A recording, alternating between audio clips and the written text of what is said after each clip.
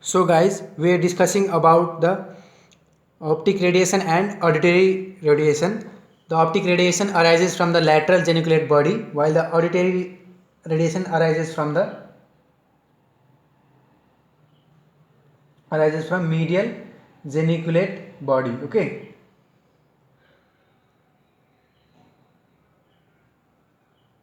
So these were the points that I forgot to mention while discussing about the radiations. So please consider mentioning these points. So this is part 3 where we will discuss about the location of the fibers with a figure in reference to a figure. So let's look at the medial geniculate body and lateral geniculate body. Okay. So the index shows that this is the lateral side. So this must be the lateral geniculate body, and this one is the medial geniculate body. Okay. And this we mentioned that this was the anterior thalamic radiation. This was the superior thalamic radiation, and where left to draw show the other radiations. Okay, so other fibers. So let's get started. Okay, let's continue. So uh, corticonuclear. Okay, corticonuclear, this is corticonuclear present in the xeno, yes or no? So I recommend to keep the notes or the points that we discussed in the previous video, to keep it aside so that we can have a good understanding. So if you have not copied, you can find the notes in our Facebook page, and link to the page will be given in the description below. So go and check it out. So in the Zenu, so we discussed about the anterior thalamic radiation, superior thalamic radiation, and frontopontine fibers are located somewhere over here. And this is the corticonuclear, and it is located in the Zenu. Yes or no? We have written in the points while writing. So now let's locate the corticospinal fibers. Okay, so I am erasing this one. Corticospinal fibers divided into two parts. This is corticospinal, here is also corticospinal, this is corticorubral. Okay, rubral, corticospinal. So corticospinal, this part supplies impulses to the upper limb, trunk, and this one is for the lower limb. Okay, so these both are the corticospinal, divided into two parts. First one for the upper limb, the second one is for the trunk, and this one, the third part, is for the lower limb. This is the corticorubral. Okay, that we discussed, that it is present also. It is also present in the posterior limb. Okay, now let's locate the optic radiation and auditory radiation. So as we discussed, optic radiation, it is present in the retrolentiform part. So and it arising from the lateral geniculate body. So this is the lateral geniculate body, and it's present in the retrolentiform part. Okay, so this is the optic radiation. Okay, optic radiation. And the auditory radiation is arising from the medial geniculate body. Yes or no? So arising from medial geniculate body and present in the sublentiform. So sublentiform is below the lentiform nucleus. So we'll show in the dotted form, as we cannot see in this section, horizontal section. Okay, so this is the auditory radiation. Okay,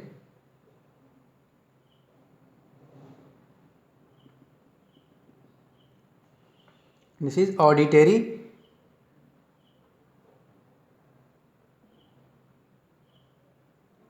radiation. This is lateral geniculate body, and this is medial geniculate body. Okay, so lateral and medial geniculate body. Okay, medial geniculate body, lateral geniculate body, and optic radiation, auditory radiation. This is the cleostrum. Here is the frontopontine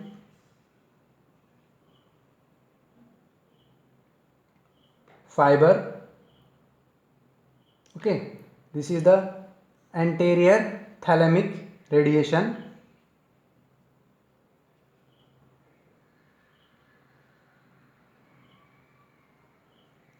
This is caudate nucleus, thalamus, and this one is corticonuclear. Okay, this is superior, okay, SUP, superior thalamic radiation. Okay, and this one over here is the cortico-rubral, and these two are the cortico-spinal. Okay, and this is the lentiform nucleus.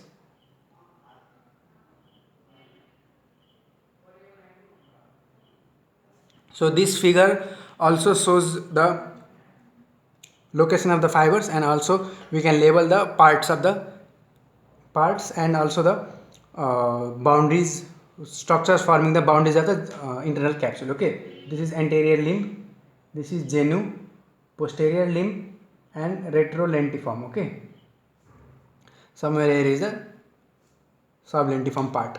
So this was the part that we missed in the previous video while discussing about the fibers. Okay, while discussing about the sensory fibers, we wrote that posterior thalamic radiation, which is also known as optic radiation, and it is present in the retrolentiform part, and optic radiation arises from the lateral geniculate body. Okay, and this is the lateral geniculate body, and the auditory radiation, which is the inferior thalamic radiation, present in the sublentiform part, arises from the medial geniculate body, and this one is a medial geniculate body. Okay, and this is the auditory radiation, this one is the optic radiation, retrolentiform part, and below is the sublentiform part. Okay, so let's label once again, see the labelings. Frontopontine fibers, anterior thalamic radiations, this is the anterior limb, cleostrum, lentiform nucleus, cortico-rubral, this is the corticonuclear in the genu. Okay, so superior thalamic radiation present in the genu and posterior limb, corticospinal present in the posterior limb, these two are the corticospinal fibers.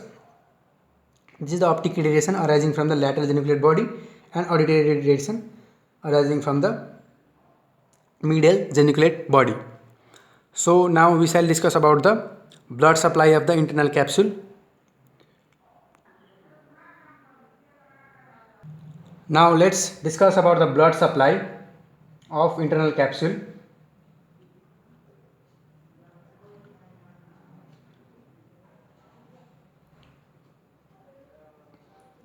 Okay, so blood supply of internal capsule. Talking about the blood supply, various branches, okay, central branches of various cerebral arteries supply the internal capsule. Okay, I will write that point. Central branches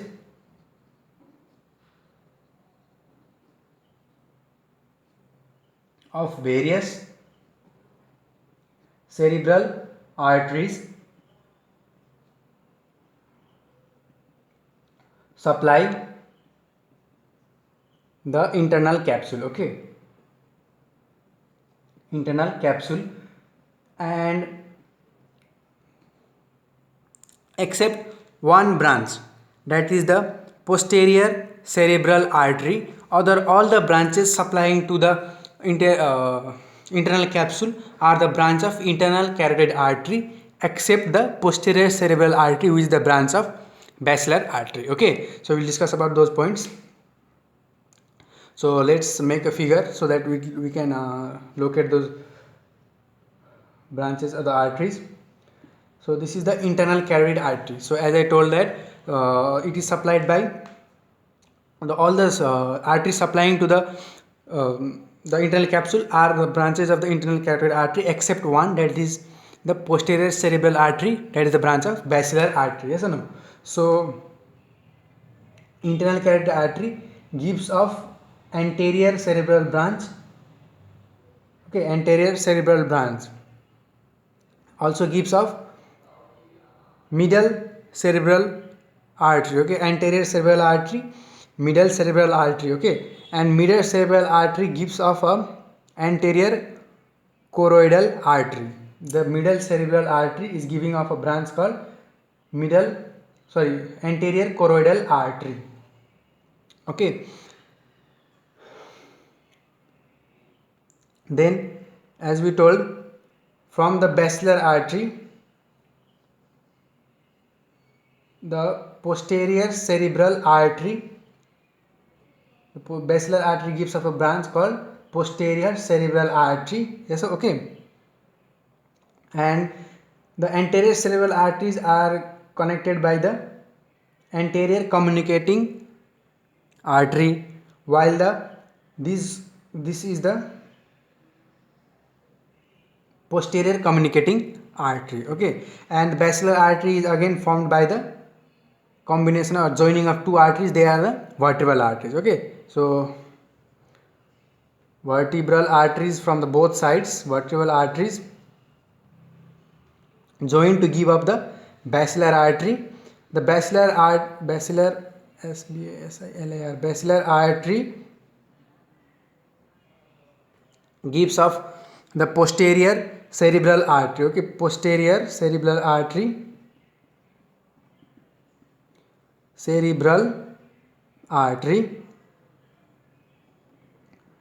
Okay, and this is the posterior communicating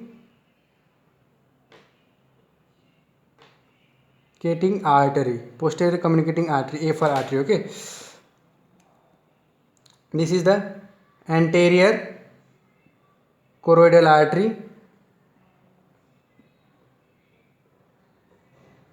anterior choroidal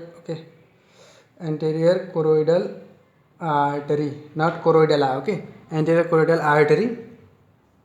This one is middle. This is the middle cerebral artery. Okay, middle cerebral artery. This is the anterior cerebral artery, and this is the anterior communicating artery.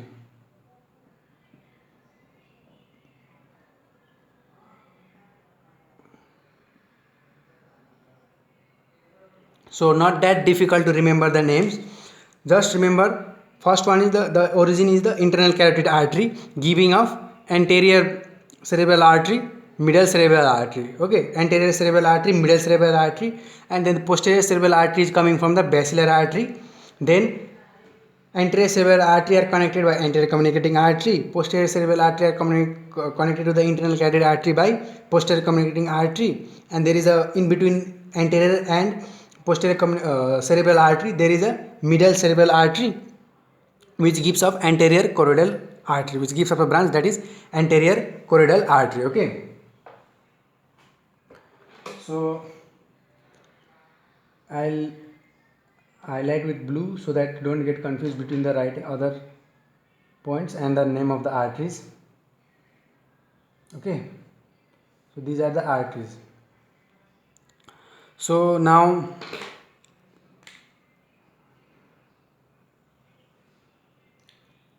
this is the V-shaped anterior capsule. Okay, it's not that accurate, just make you understand. This is genu, anterior limb, posterior limb. So the anterior cerebral artery is supplying to the anterior limb and genu. Okay, this is anterior limb, genu, posterior limb. This is retrolentiform, and somewhere over here is the sublentiform. Okay, sublentiform. This is retrolentiform. So the anterior cerebral artery is supplying to the anterior limb and genu. The internal carotid artery, direct branch to internal carotid artery supplying to the genu. Okay, we'll write the names while writing the points which artery supply. So anterior straight branch of anterior cerebral artery supplies. Okay, but for now, for just for understanding, I'm so that I'll it will be clear for the figure. Just to understand with the figure, I'm just naming as anterior cerebral artery supplying the anterior limb genu. Okay, we'll write the names of the specific branch that supplies these parts while writing over the points. For now, it will be easy to understand while writing points. That's why I am discussing in general. Okay, so the internal carotid artery, direct branch from internal carotid artery supplying the genu.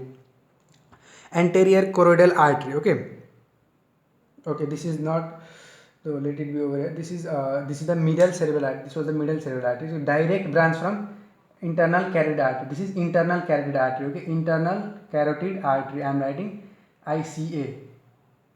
Internal carotid artery. Okay. So direct branch from internal carotid artery is supplying to the genu. Then middle cerebral artery is supplying to the branch from middle cerebral artery is supplying to the posterior limb. So the specific names are lateral and middle straight branch from the middle cerebral artery. We'll discuss about that. Supplies to the posterior limb of the posterior limb of the internal capsule. Okay. So anterior choroidal artery, this is supplying to the sublentiform part. Okay, this is supplying to the sublentiform part. This is the middle cerebral artery supplying to the posterior limb. Internal carotid artery, direct branch of internal carotid artery supplying to the genu, and the anterior cerebral artery supplying to the anterior limb and genu. Okay, and then we have posterior cerebral artery. So posterior cerebral artery is again, so first posterior cerebral artery is supplying to the genu and the posterior limb. Okay, so I'll not draw this over here, show it over here, it will make it quite rough. And the posterior communicating artery is supplying to the both retrolentiform and sublentiform. Okay, the posterior communicating artery is supplying to the retrolentiform and sublentiform part. Okay, so in the figure I have not shown that the posterior cerebral artery supplies to, I made a mistake. The posterior communicating artery. Okay, posterior communicating artery, this is the posterior communicating artery, this is the posterior cerebral artery. Okay, so posterior communicating artery is supplying to the genu and the posterior limb, but I am not showing it over here because the figure will be rough. Okay, remember, posterior communicating artery supplying to the genu and the posterior limb. We'll also write, we'll also mention it while writing the points of it, the blood supply. And the posterior cerebral artery. Okay, posterior cerebral artery, this one is supplying to the sublentiform part and retrolentiform part. Okay, clear now? So let's discuss once again. We have 6 arteries, cerebral arteries supplying to the internal capsule. They are anterior cerebral artery, middle cerebral artery, anterior choroidal artery, posterior communicating artery, and posterior cerebral artery. 1 2 3 4 5 6 1 2 3 4 5 and 1 is the internal carotid artery. Okay, these 6 arteries are supplying to the internal capsule. Now which artery is supplying to which part? For now I'll just mention the main artery. About the branches we'll discuss about while discussing about the points of this blood supply. So anterior cerebral artery. Okay, anterior cerebral artery, this is the anterior cerebral artery supplying to the anterior limb and genu. Okay, then we have the middle cerebral artery. Okay, middle cerebral artery is supplying to the posterior limb. Then there is the anterior choroidal artery supplying to the sublentiform part. Anterior choroidal artery supplying to the sublentiform part, and direct branch from internal carotid artery. Okay, direct branch from internal carotid artery supplying to the genu. Then we have left with the posterior communicating artery and posterior cerebral artery. The posterior communicating artery is supplying to the genu and the posterior limb, but we have not shown it over here because the diagram may be rough. So, and the posterior cerebral artery is cerebral artery supplying to the sublentiform part, and this is the sublentiform part. Okay, sublentiform part and the retrolentiform part. So I hope you are clear with the diagram, and we'll mention all these points about the blood supply of internal capsule right away, and it will be much more clear when you read it once again after the video.